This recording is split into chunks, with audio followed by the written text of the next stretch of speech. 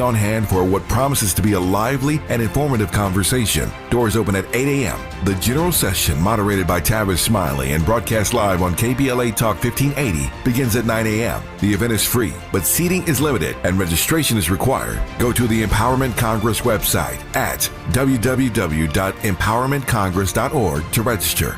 Where do we go from here? Chaos or democracy? Come join the Empowerment Congress and KBLA Talk 1580, Saturday, January 25th at the Charles R. Drew University of Medicine and Science. Doors open at 8 a.m. The free program starts at 9 a.m. Registration is required at www.empowermentcongress.org. This is a community call to action from KBLA Talk 1580. We've got your black.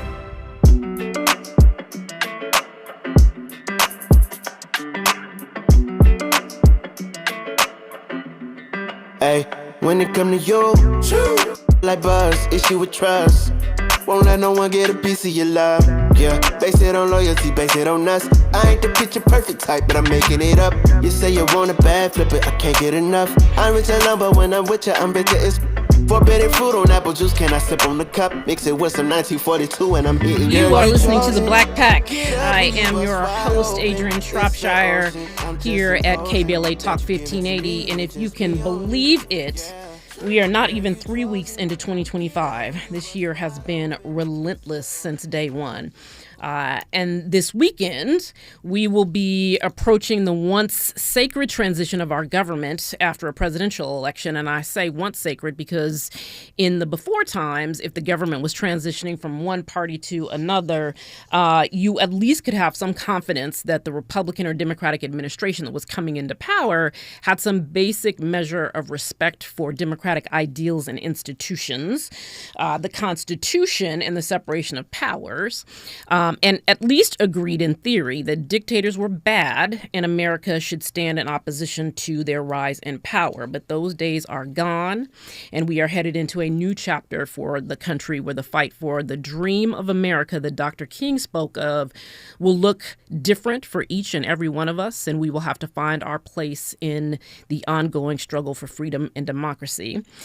But as we continue to say, the fight is not over, it is not done, and we need to be careful about letting folks convince us that there is nothing that we can do to stand up for our communities and our vision of a future that is grounded in justice and equity and true democracy. So later in the show, we're going to be joined by both Judith Brown-Dianis, the executive director of the Advancement Project Action Fund, and Derek Johnson from the NAACP to discuss this weird juxtaposition that we are facing in celebrating the vision of Dr. King at the same time, a man who said that he would be, in fact, a dictator on day one, is being inaugurated in our nation's capital. And while we're trying to make sense of all of that, we are still dealing with the aftermath and the politics of LA's wildfires, or Southern California's wildfires, probably a better way to say it, as well as the very difficult job of providing relief and support to the victims while getting ready for what will undoubtedly be a contentious rebuilding process. And so we've been, I've been heartened. I know that many of you have been too, to see all of the efforts by community organizations around the city to try and provide support to the victims of the fire. And so it's heartening. I think we talked last week, Andy, about how, LA is always remaking itself in the best possible way, and that Angelenos always come together when we are in need to support each other. And you see that playing out day in and day out, even in the immediate aftermath of the climate catastrophe that we are living through. So coming up in this hour, we're going to be joined by Los Angeles City Council President Marquise Harris Dawson to give us updates on the city's efforts, and then later by Erica Smith, who's the West Coast politics and policy columnist at Bloomberg Opinion, to talk about the politics of this moment, because we know that many of us have been outraged by the way that this crisis that Angelenos are facing has been politicized, not just here in Los Angeles, but across the nation. So stay with us. We have a lot to talk about here on KBLA Talk 1580. This is the Black Pack. part of the Black Pack with Adrianne Shropshire on KBLA Talk 1580.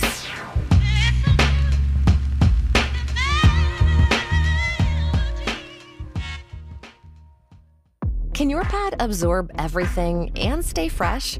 Always Radiant with Flex Foam can. Get up to 0 leaks, 0 odor, and 0 feel. Because Flex Foam is the only pad with a flexible foam core.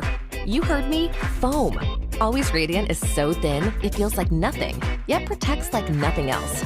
Can your pad do that?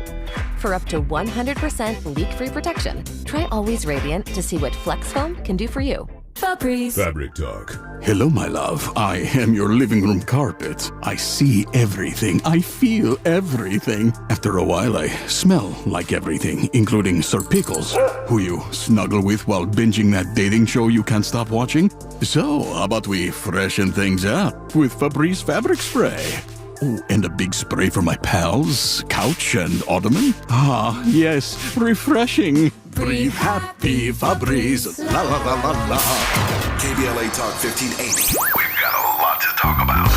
KBLA Talk 1580 is committed to self-care and community well-being. Walk Good LA was formed in June 2020, inspired by the Black Lives Matter movement and the beginning stages of the COVID-19 pandemic. What began as a few minutes of breath work and yoga meditation before protests against police brutality turned into a safe space for the community to heal in hard times. The immensely positive response from the community transformed the momentum into a movement. Today, Walk Good LA is a Black and Brown-led community wellness organization based in Los Angeles. They provide spaces for healing through community yoga classes, guided meditations, hikes, run clubs, and other activations throughout Los Angeles that attract hundreds of members weekly. With the help of Propel and Michael B. Jordan, they now have a yoga and wellness studio in Los Angeles called the Walk Good Yard. To join their mailing list and connect with healing spaces, please visit walkgoodla.org. That's walkgoodla.org.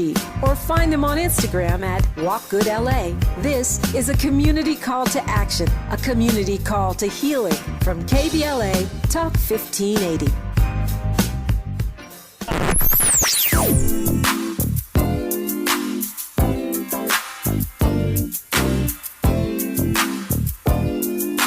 This is KBLA Talk 1580. Talk radio. That's music to your ears. We're unapologetically progressive. KBLA Talk 1580. You don't talk to me like that. Don't talk to your mommy like that. Unlike your mama, we can handle your black talk on the Black Pack with Adrianne Shropshire.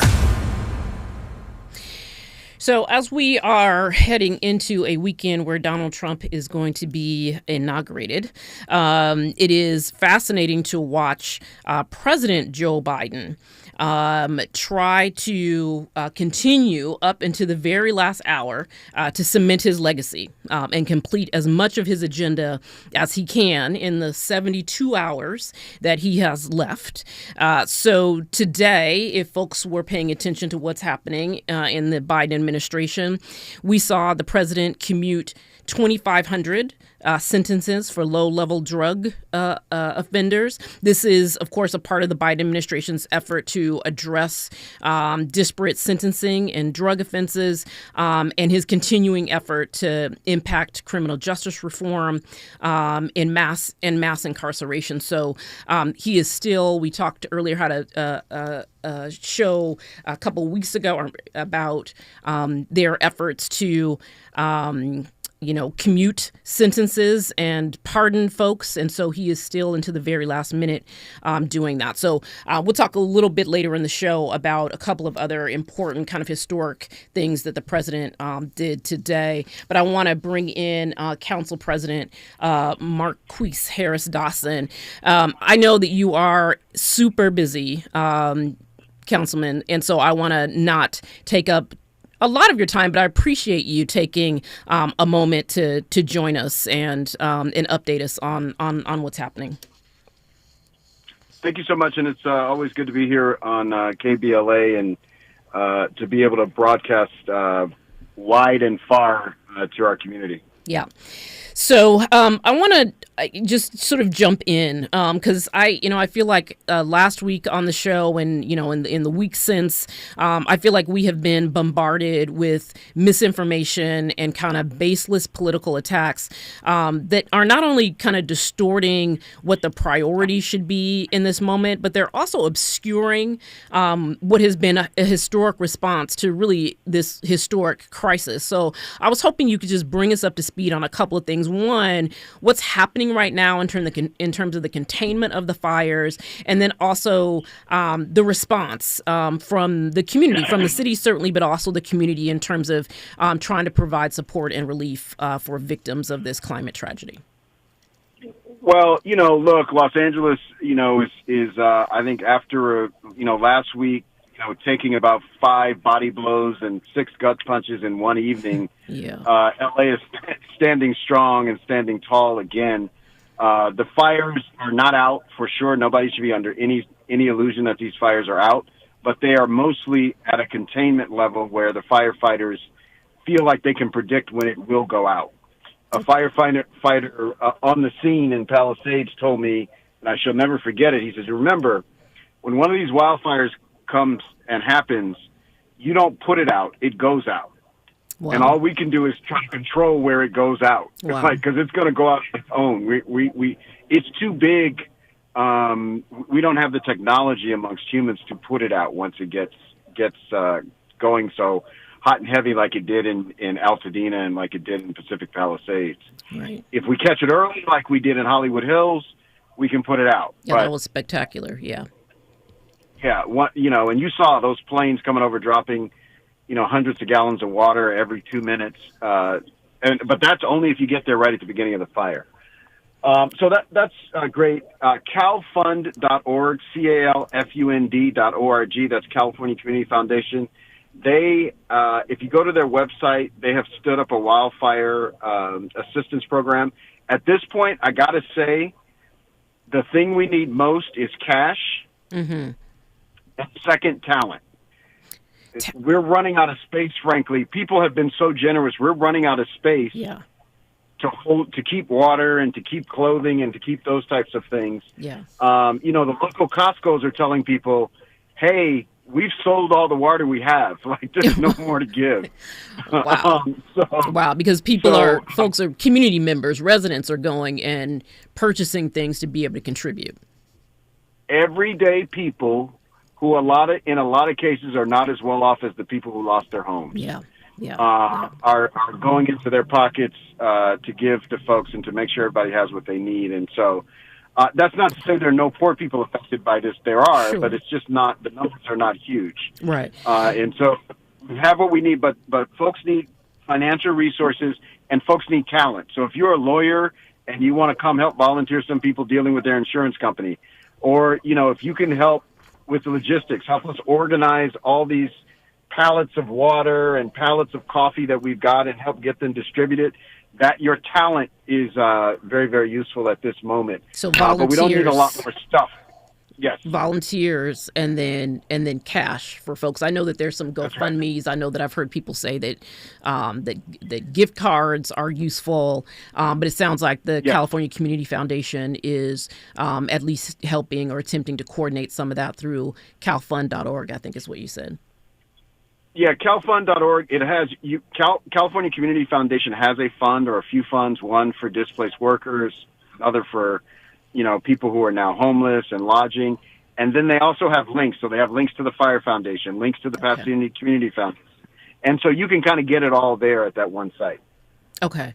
Thank you. That's really helpful. I think for folks to know either that want to, offer, their talents or have some resources that they can help to share. But also I think for folks who are still trying to sort through where they can get help from. So I also want to ask you, I know I saw the city is responding in different ways. And so I wanted to just get an update from you on some of the measures that were put forward, I think even today or in the last couple of days, both from the city council and from the mayor. And what do people need to know about those things?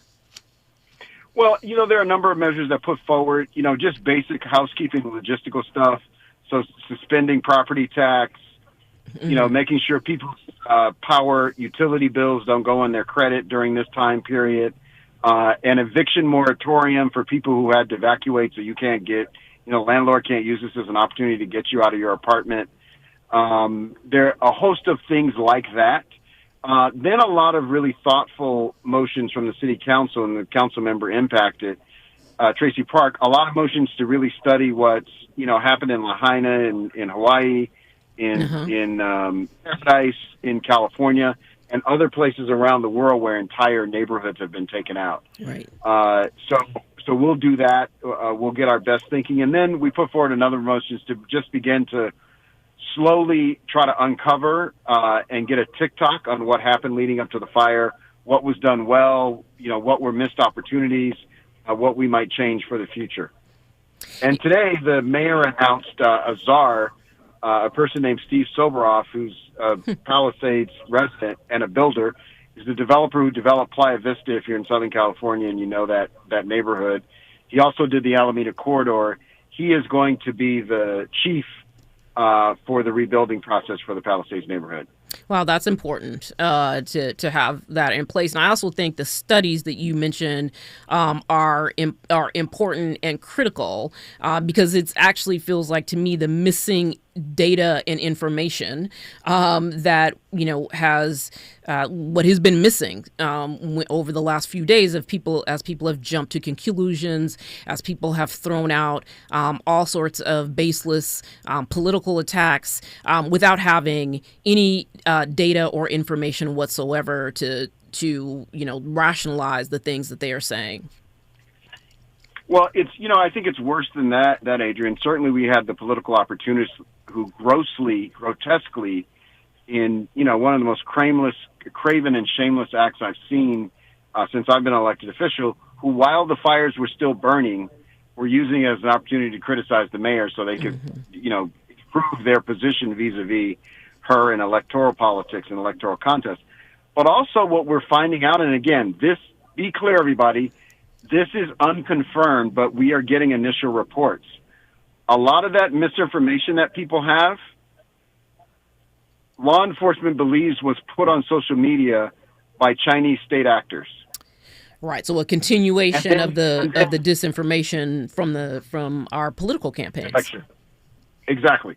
And then Americans, Californians, would pick it up and carry it as if it were true.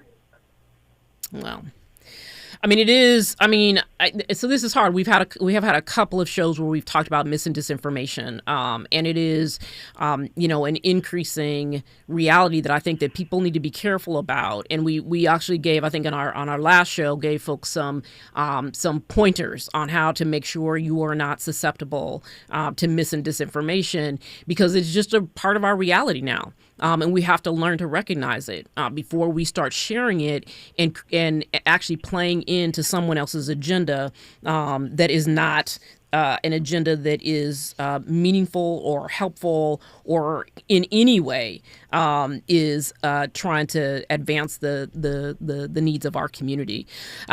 So I wanted to also ask you, so when you were on, I was thinking today about how you were my very first in-studio guest. And when we talked then, we talked a lot about your priorities as you were stepping into this new role as city council president. And so I had a question about whether or not the fires have changed any of that. Does it change what you thought were going to be the priorities for the city under your council presidency?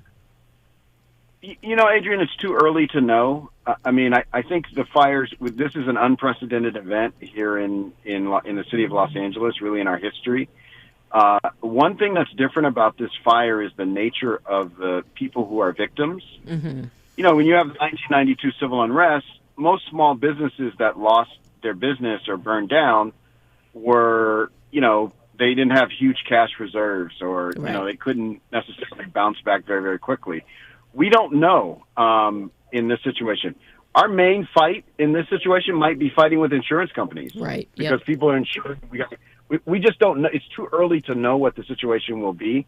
You know, we don't know the geological situation, whether, you know, because that it sits on top of a bluff, kind of. Right. So we don't know how it if the fire destabilized the bluff, then we're not going to do a lot of geological work. It's just way too early to know what it means and what kinds of solutions will be required to restore us. Mm-hmm. What I am absolutely committed to is that the Palisades neighborhood and the city of Los Angeles will come back from this, and we will come back stronger than we went into it. Right. And there's also, I mean, I think that the other part of the sort of folks who were victimized are also those folks who have lost their jobs, right? Folks who were working right. in small businesses or in retail outlets, or folks who were domestic workers who have lost their source of income. And I know that that's a lot of the folks too, who many of the community organizations who are doing charitable work right now are trying to gather supplies to support folks. It's those folks from their neighborhoods and communities that they're also trying to provide for. And I think that that's I hope that doesn't become a part of this tragedy that gets overlooked. The folks who have lost income and may not, and in jobs that are not, they're on the lower wage of the income scale.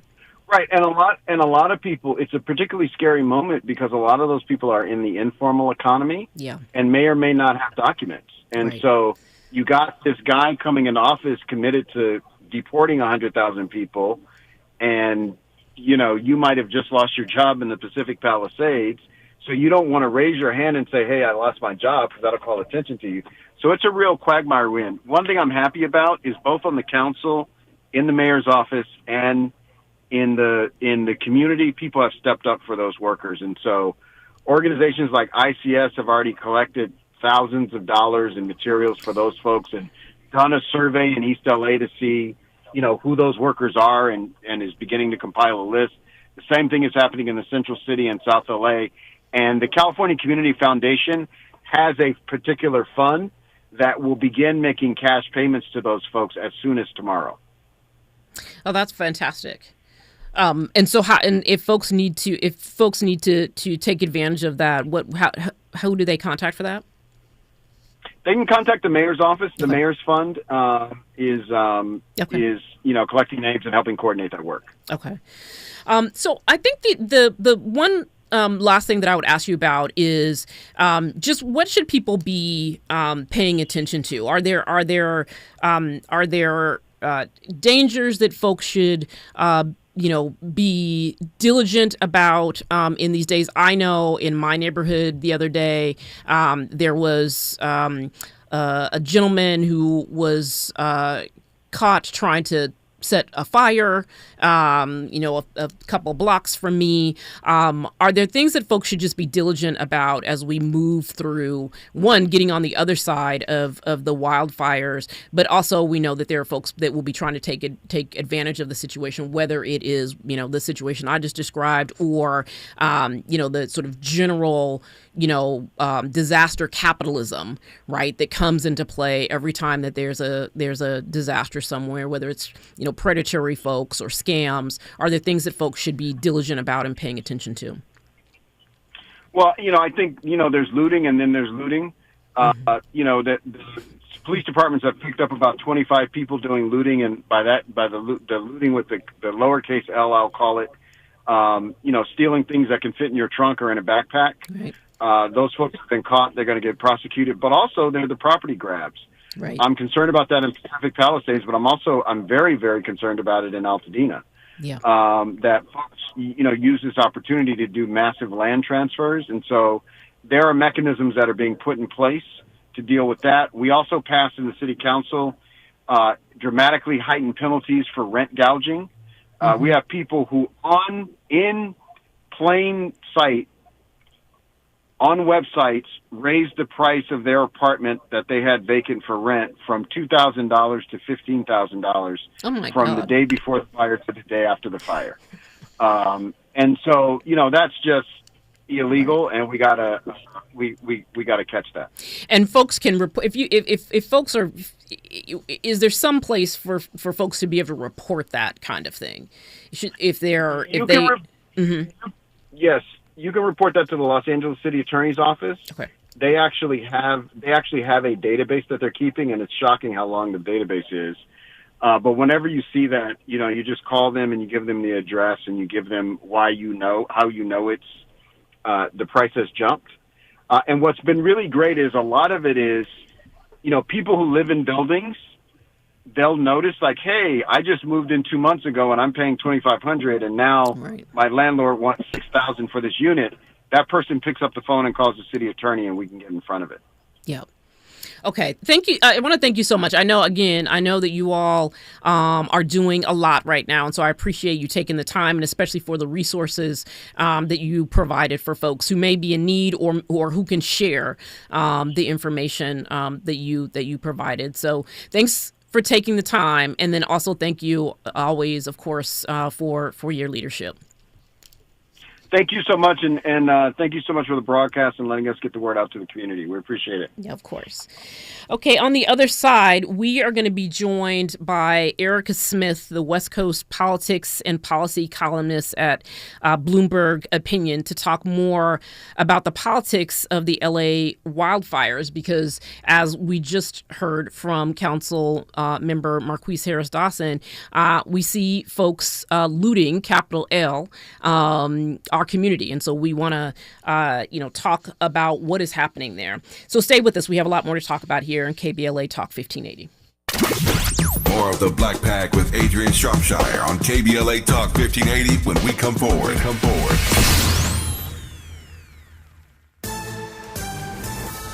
I'm Amber Payton with 4 Things You Should Know with BIN News. Firefighters are making progress on wildfires in Los Angeles with 40,000 acres still burning. The fires have killed 27 people and destroyed thousands of structures. The PGA Tour is moving the Genesis Invitational out of Pacific Palisades due to the wildfire ravaging the Southern California community. The tournament, hosted annually by Tiger Woods, had been scheduled to be played at the Riviera Country Club in Pacific Palisades during the week of February 10th. The Justice Department is suing Houston County, Georgia for alleged voting discrimination, claiming its at-large election system dilutes black voters' power. With a black population over 30%, only one black person has served on the county commission.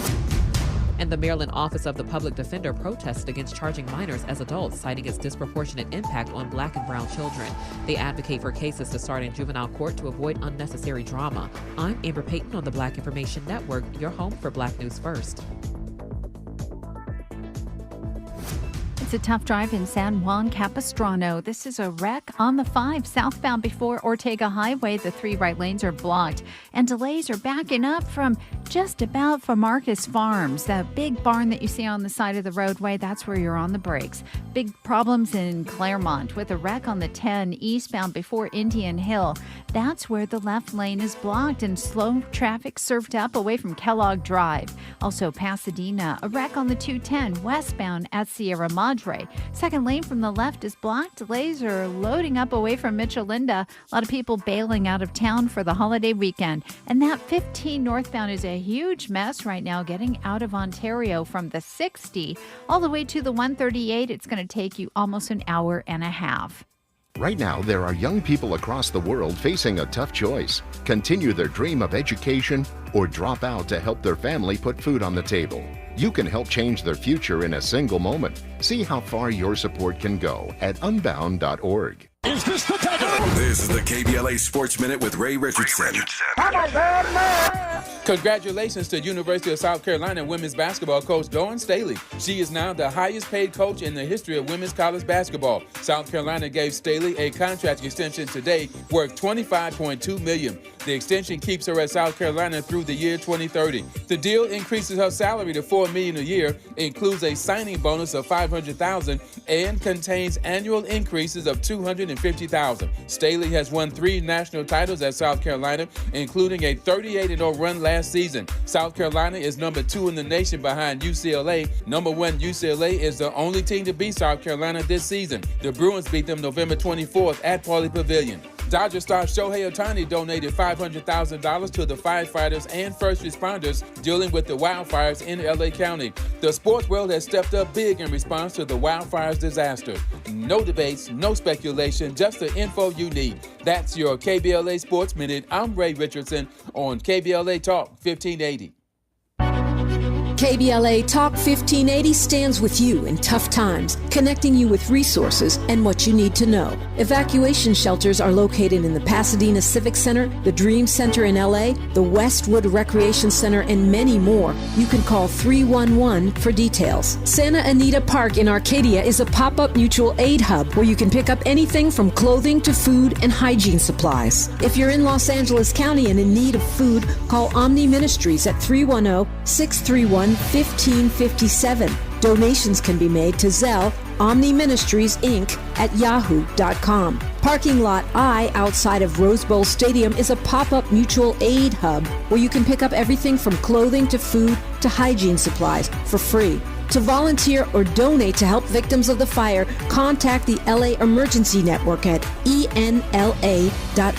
The Cochran Firm and Ivy McNeil, Wyatt Purcell and Diggs, Jazz Mechanic, and others have launched a GoFundMe specifically targeting Altadena. Visit LA Fires, the impacted Black community urgently needs help on GoFundMe, and donate to help Black evacuees fighting for survival. Airbnb is offering free temporary housing to people displaced by the fires. Call 211 to sign up. The LA Chamber of Commerce is stepping up to help you sort out insurance claims and other paperwork. Reach them at 213-580-7500. South LA Cafe has free groceries, clothing, and water available at 1700 Browning Boulevard in LA. Track their giveaways or volunteer through their Instagram at South LA Cafe.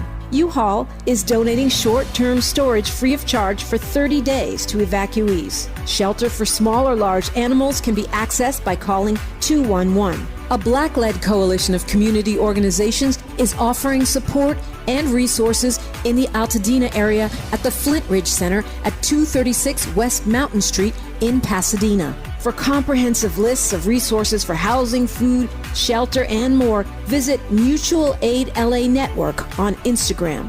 Praying for LA and standing with you. KBLA Talk 1580. The Ignited Light program invites one and all to the 8th annual Dr. Martin Luther King Jr. Day of Service, January 18th, 9 a.m. to 1 p.m. at the Baldwin Hills Crenshaw Plaza. The spirit of Dr. King's legacy of service continues as local organizations come together. A drive-through food giveaway, free medical services, the Department of Children's Services offering employment opportunities. Foster and emancipated females aged 18 to 26 can take part in a very special She Ready luggage giveaway on Saturday, January 18th, 9 a.m. to 1 p.m., Baldwin Hills Crenshaw Plaza. More info, visit adayon.org. Again, adayon.org. Drivers, please enter from the Marlton Ave entrance. Let's get back to more of the Black Pack with Adrianne Shropshire right now on KBLA Talk 1580. I am Adrianne Shropshire, and you are listening to the Black Pack here on KBLA Talk 1580. We are continuing our conversation about the climate crisis we are living through here in Los Angeles, and I'm so happy to be joined right now by Erica Smith, the West Coast politics and policy columnist at Bloomberg Opinion. Erica, thank you so much for joining. I've been watching your commentary on Blue Sky and really appreciate you taking the time to join us, or to join me, and help make sense of this kind of wild moment. I mean, I think that there are a couple of different wildfires, right? There's the actual natural disaster, and then there's the sort of man-made political drama that we're seeing play out. Yeah, for sure. Yeah, and thank you for having me on. Yeah, I mean, it's been crazy. I was thinking throughout this last 10 days or so that this is like the first natural disaster that I really remember where the anger and the blame and the finger pointing has almost been louder than the empathy for the victims of whatever disaster it was. And that, I guess that's a function of probably of our political moment, as you mentioned, with, an incoming Trump administration and a right, conservative right, extremist right in a lot of ways that's been kind of emboldened. But I also think it's just a function of, frankly, just California hate, LA hate, in this moment. And so I think those things have kind of combined together to create the situation that we're in. And just, as you mentioned, this climate disaster. I've been thinking earlier today, this is kind of this LA is kind of the moment where our climate crisis and our housing crisis have kind of like collided. And I think that's what we're seeing. And, as a columnist and trying to come up with ways to think about what this means, I mean, it's tough, right? Because there's not a lot of really good answers about how we get out of this. But I think we're starting to figure it out, as people get back to their neighborhoods and to their homes that hopefully are still standing. Yeah. And I mean, I think that there is, so we've seen, at the national level, this sort of, and I think you're right. I hadn't even thought about that, the California hate, the LA hate in some ways too, sort of blaming California, blaming Californians, and blaming literally everything, right? From DEI, right, to, this new sort of, line of attack on the state, which is essentially there needs to be conditions and strings attached to any aid that comes from the federal government. This idea that California needs to change its policies without actually talking about what policies they're referring to, right? Which apparently is every policy, right? And so there's obviously there's a lot wrong. Right. There's a lot wrong with the way that we're hearing certainly national Republicans talk, and even other governors, right, talk about this. But there is something deeply problematic, right, with playing politics during times of disasters. Right. Whether they are natural disasters like we're seeing here in the LA region or what we saw in New Orleans earlier in the month. But this playing politics, right, and using the moment to sort of advance a political agenda or undermine people's leadership, right? There's a problem with that, I think. And so, I mean, what do you make of that? Does that? Yeah, I think that's true. I mean, I think that, again, it's a situation where the focus isn't on the people that have been affected by whatever it is, whether it's, a car ramming through Bourbon Street, or it's, or wildfires or hurricanes or whatever.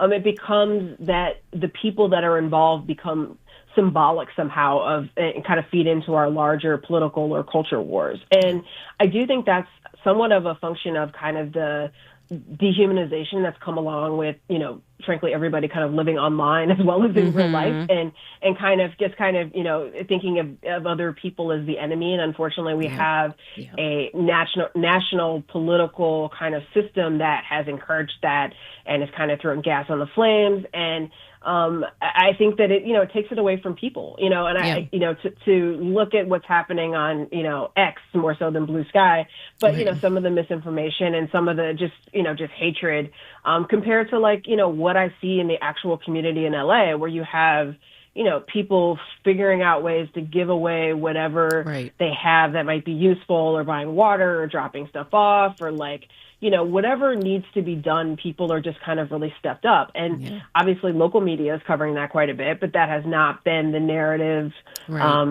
online. It's been more about, that, Gavin Newsom should have done more as opposed to saving the Delta smelt, as if everybody understands California water policy, which they clearly don't. Or Mayor Bass should have been here as opposed to on a plane, as if her presence on the ground in LA was going to change anything in that 36 hours or 24 hours or however it was. I think it's just, I think we're looking for excuses to kind of retrench into the partisan bunkers of which we've been at least since 2016. And I think that, unfortunately, I think people who are victims of these disasters are the ones who suffer for it. Yeah, I'm glad this is a really good point, because I think that there is, we've talked here a lot on the Black Pack about misinformation and disinformation and the ways in which these alternative realities are being created for people. And those alternative realities mostly have no empathy. right, of any kind, right? And so you can see how that then transfers, right, over to real life, right, experiences and moments where empathy is actually what should be the focus, and we're not seeing it. I also, though, think that there is, there's also been, and you named some of it, sort of the like rush to judgment, right, and the sort of, rush to, I don't know if it's like get the story out or like be first to report the thing about how long was Mayor Bass in the air, like whatever sort of silliness that, there has been the focus. And I wonder, like, how should the media be balancing right now, right? Like the need to get out critical information, right? And hopefully, right, the critical information isn't the stuff that's actually misinformation, right? Or being misconstrued as actual important and vital information. But with making sure stuff is accurate. Because I feel like that's you see that we saw a big sort of like, push of information that was inaccurate at best, right? And then stories that came out that tried to correct it, right? And so what is the balance that should be happening right now?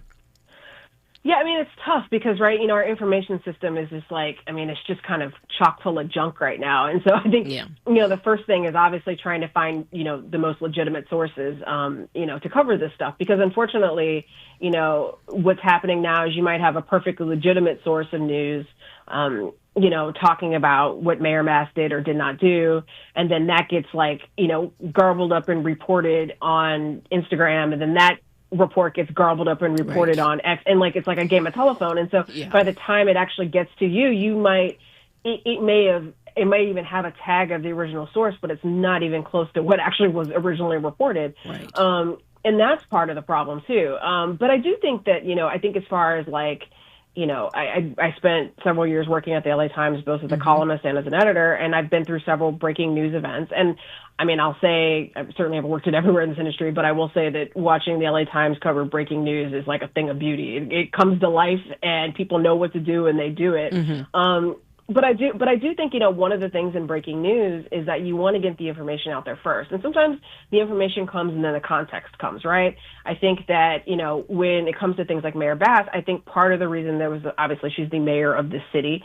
And so people are concerned. And there were, I've talked to people who were evacuated, or some people who lost their houses, and they were upset about her. That's not a made up fact. That's a real thing. And I think that, I think the important thing is to give context as to what it would mean. And I think that has happened if you look at the stories that, particularly the LA Times, the New York Times, they talk about, she wasn't here, but what does this actually mean, or what would it not have meant, or what would it have meant?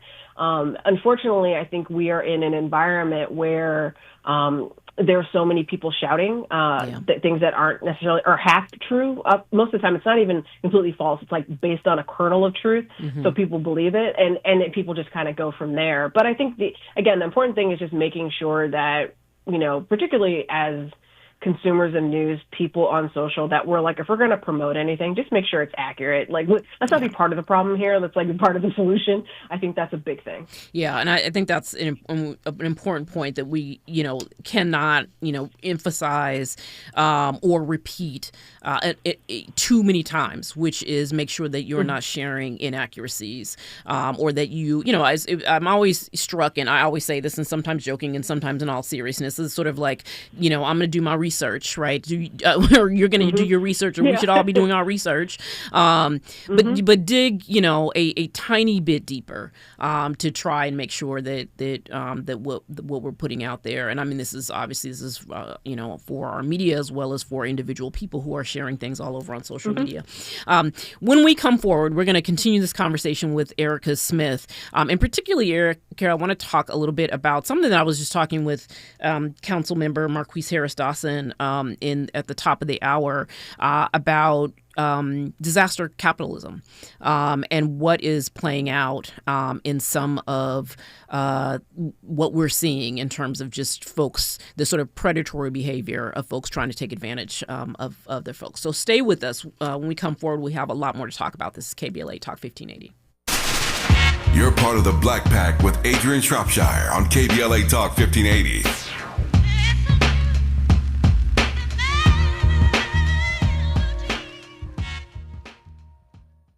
I joined the military for my kid and his mom. I miss my son a lot. One of the things with the military is tobacco, but I saw a lot of people try to deal with mental issues. Everyone's vaping constantly. After my first hit of a vape, I was hooked like that. Once I got back home from my deployment, I caught my son trying to hit my vape. That was it. I had to quit. Californians are beating big tobacco. You can too. For free support, text Kick Nicotine to 66819 today. KBLA Talk 1580. We've got a lot to talk about. KBLA Talk 1580 reminds you that we keep us safe. The Live Your Life organization mentors young women, helping them break negative mindsets and see beyond their surroundings. Through career exposure and hands-on training, they're encouraged to think big, stay focused, and make positive choices. Founded by Nikisha Mama Boo Smith, who transformed her life to become a community leader. Live Your Life is changing lives, but they need your help. They're raising funds to keep their new building open and expand their programs. Your donations will support food, clothes, hygiene products, and holiday giveaways. Visit liveyourlife32.com. That's LIVEYOLIFE32.com to help today. This is a community call to action from KBLA Talk 1580.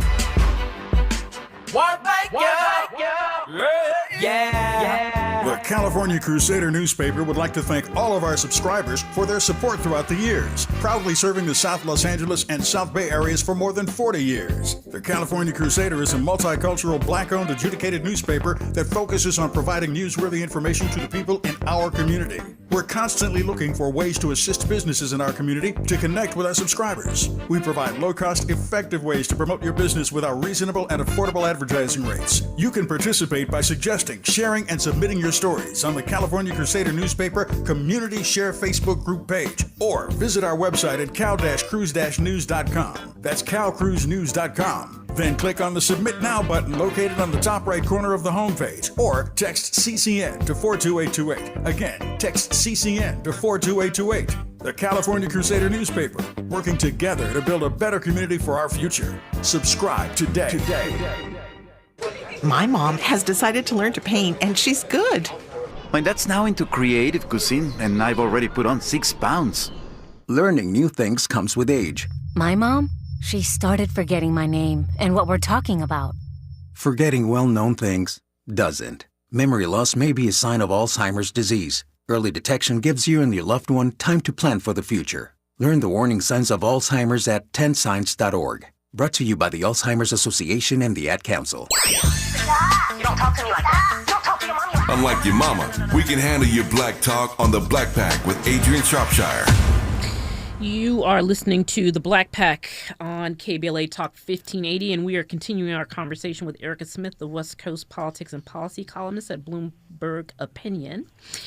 So, one of the things, Erica, that I guess we can anticipate, right? So the devastation and the widespread impact of these fires has meant that entire families and communities have been affected. And like clockwork, we've seen the sort of disaster capitalism waltz in and both immediately and potentially, right, add more pain and suffering onto what people are already experiencing. So we've seen, and I've talked with Council Member Harris Dawson about the rent hikes that we saw almost immediately. And I, like we were talking about social media, and one of the things that I was, I will say that I also am online a lot. But I was really heartened to see the people posting it, here are the listings that, a week ago, this is how much they were asking for this apartment. And now look at this massive increase.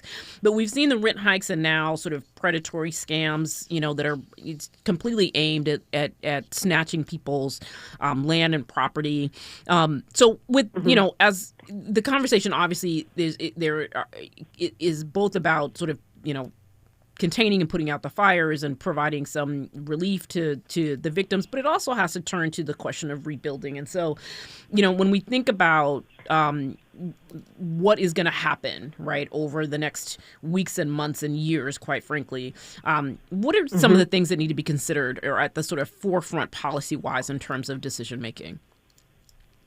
Yeah, I mean, it's such a complicated issue with so many different layers. And, kind of how I was saying, our climate crisis is meeting our housing crisis here in LA. I mean, obviously, I've seen the spikes too. I just kind of keep an eye on apartment prices just to see what they're going to be. And that's predictable. I mean, we have thousands of people that suddenly had homes and now they don't. And we already had a shortage of homes available in LA and in LA County anyway. So this is just adding to that. Right. I think that in the years ahead, in terms of housing prices, particularly rents, what I worry about is, obviously we've seen these short-term bumps and people are flagging, I guess the mayor's office, the DA's office, the attorney general's office. I think the governor today just passed, or yesterday, put forth a couple of executive orders aimed at cracking down. I know the attorney general Bonta has done the same thing. But eventually, if we still have thousands of people, say it's 5,000, say it's 7,000 people that stick around LA hoping to rebuild and they have to rent, that there's no way that we have a short-term spike, but eventually the rents are going to go up. That's just going to be a case of supply and demand. I mean, at some point it's just going to be higher. And I do worry about that for people who can't afford it.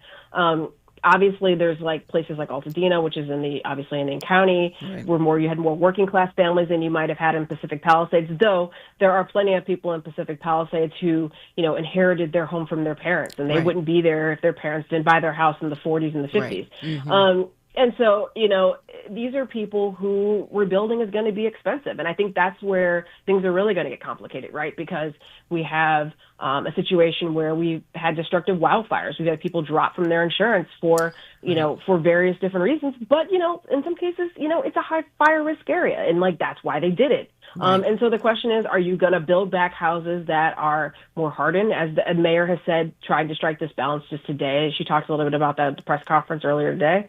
Or are we going to try to build quickly? And I think it's going to be a bit of both. But the question is, what's that balance, right? And what you don't want is to have people rebuild thousands of homes that are just built the exact same way as they were before, and then it burns down again. Right. But we also don't want a situation where it's so expensive to build places that are hardened that people can't afford to rebuild. And so the place becomes completely gentrified, and it's everybody's wealthy that has to live there. And that's what's kind of worrisome. Obviously there's been a run on land already, I'm hearing, in Pacific Palisades, where you have developers coming in. I imagine the same thing is happening in Altadena. And so I don't know, it's going to be a game for government, a bit of whack-a-mole, kind of trying to deal with these situations and try to keep some sense of normalcy as these things go through the process. But it's going to be tough because it's going to be a long process. And I hear people talking about rebuilding, and I hear, as somebody who's covered wildfires before, it is a long process. I covered the Camp Fire up in Paradise. So there's a lot less money up there than here, but it is a long process, and people should not believe otherwise. Just put it that way. Right. I mean, it's a long process in a city that has some upcoming major international events. I guess that's the way to event is the way. So whether it's the World Cup, or it's the Super Bowl, or it's the the NBA All-Star game, and then obviously the big one in 2028, which is the Olympics, and the sort of that sort of looming in the background, which I assume also is a part of the tension or the balance, as you said, with needing to get things done quickly, but potentially doing them in ways that are actually more have the potential to be harmful also. Yeah, I mean, that's definitely a deadline. I think there's a lot of, I think obviously California, LA wants to look good for the Olympics. I would like to think that even the Trump administration, Republicans want America to look good for the world. I'm hoping they don't want us to fail even on that. Right. And so that is a kind of a deadline, I think, of sorts to kind of get this done. But I mean, frankly, we also have a lot of people who have political, skin in the game. For example, I mean, Gavin Newsom, he wants to look good. I mean, he can say whatever he wants to, but most people expect him to run for president. And so if he flubs this, then that's going to be a problem. Mayor Karen Bass is running for re-election last I heard. And so, she doesn't want to, I think she genuinely wants to do what's right by victims, and I think the governor does as well. But, their political their political careers are on the line. You know, the Attorney General Bonta, he's probably going to run for governor. So like, there's a lot of things going on that. You know, I guess that's the one good thing about all of this is that there are a lot of people who have it both in sense of empathy, but in also their own personal interest to make sure this works for people who have been displaced and to get this going. And so maybe we'll create a model that hasn't been done before. You know, that's kind of my hope. Well, there's certainly some opportunity, right, in this as well to be able to do things better than they've been done before. And let me ask you about, because you talked about that you would think that the Trump administration would also want to have, at least with regard to the Olympics, right, have the United States look good. Is it tenable for them to try and hold out the current position that they have? I mean, obviously, Joe Biden has said that, you know, in his final days, he will do what he is able to do. But we are days away from Joe Biden not being the president of the United States anymore. So can the federal government actually hold out in terms of the threats that they're making? Because California is also a huge economic engine. And so this idea that they're going to cripple one of America's biggest economic assets seems untenable to me. But your thoughts? Yeah, I mean, I learned a long time ago to not speculate on what Trump may or may not do, because usually I'm wrong. But I mean, I think that, I mean, I guess my hope is that this is just, you know, political rhetoric in order to get, you know, some sort of, you know, I don't know, apology or something out of Newsom to make Trump look good, like he's done something over California. But, you know, there is, as a backdrop, though, there is this sense that Republicans in California, Republicans nationally feel like they feel like they've got the mandate. They feel like they're on a roll and that the American people are more or less on their side, rightly or wrongly. That's like what they believe. Right. And so they see this as an opportunity to kind of press the advantage. And there's no better place to press the advantage than the most liberal state in the country. That's right. So especially when you haven't, especially when there's an opportunity to regain the governor's mansion in the process. Absolutely.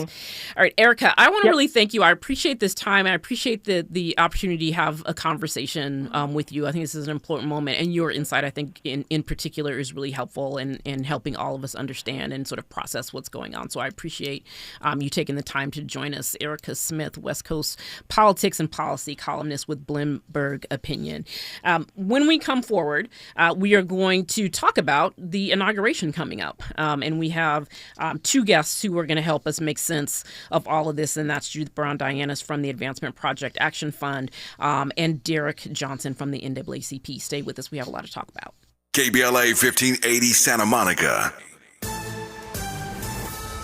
I'm Amber Payton with 4 Things You Should Know from BIN News. U.S. national security agencies have called President-elect Trump's inauguration an attractive potential target for violent extremists. A threat assessment from the FBI, Secret Service, and other agencies highlighted various scenarios involving foreign or domestic terrorists. Allentown, Pennsylvania is holding separate healing sessions by race following the discovery of a noose at City Hall. City officials explain this approach allows for more open dialogue with a joint session planned later.